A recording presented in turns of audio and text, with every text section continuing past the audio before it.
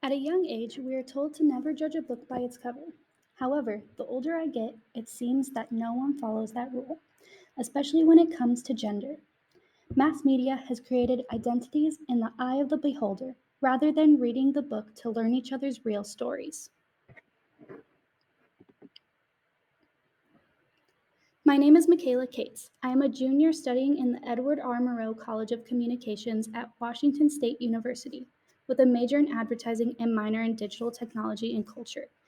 As a college woman, especially being a member of a sorority, I have experienced a lot of assumptions of my identity based on gender.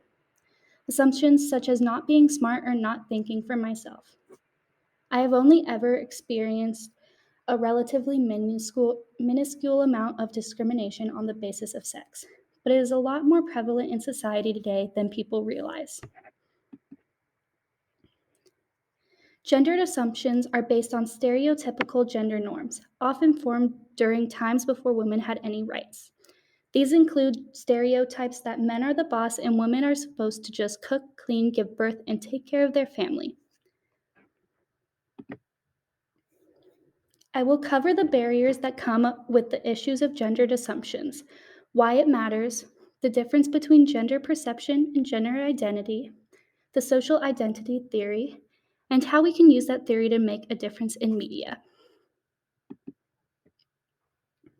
The barriers include, but are not limited to, stereotypes, like mentioned previously, toxic masculinity because men feel like they have to keep up a macho act in order to fit into society, lack of opportunities because it is assumed that women or anyone that identifies as feminine are not strong enough to assume leadership, identity crisis due to media telling you what you are even if you feel they are wrong, and bias in any situation, even if the assuming party does not realize it.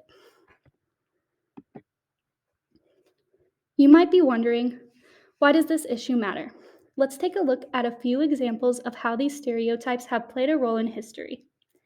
In the 1950s, or the madman era, Van Heusen released ads reinforcing the man as the boss and women as their inferior that should serve them.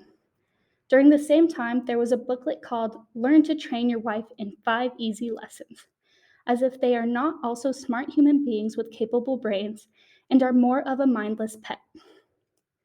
The woman in the image is wearing an apron with no other clothing. Women are often sexualized, again stemming from being seen as just a way of reproduction. This second advertisement, shown in 2009, is from one of many Carl's Jr. ads that use the male gaze to get men to buy their product. It is yet another way of sexualizing women and only depicting them from their appearance. Due to stereotypes like these ads, there is more need for bold campaigns like these examples in 2015 and 2018. The first is a Smirnoff vodka ad that's part of their We're Open campaign to show alliance with the LGBTQ plus community. The problem with ads like this is they are often one-offs, which is only using the LGBTQ plus community for their sales rather than making a stand. 31% of the LGBTQ community feel that the marketing often portrays them badly, thus creating those stereotypes that form their identity in the public eye. Lastly, photographer Eli Rezkala's photo story in a parallel universe positively questions modern day sexism by using the 1950s ads and switching the gender roles. I have personally seen a lot of media praising men for doing simple jobs as a dad, which practically is saying it is a mother's role to raise children, and if the dad helps out even for an hour, he is the best and most caring father ever, when in reality, he is still doing less than the bare minimum in an equal opportunity household.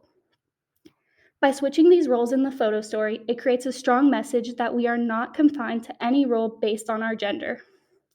We need to break the historical pattern of contributing to archaic stereotypes by assuming one's identity based on their gender.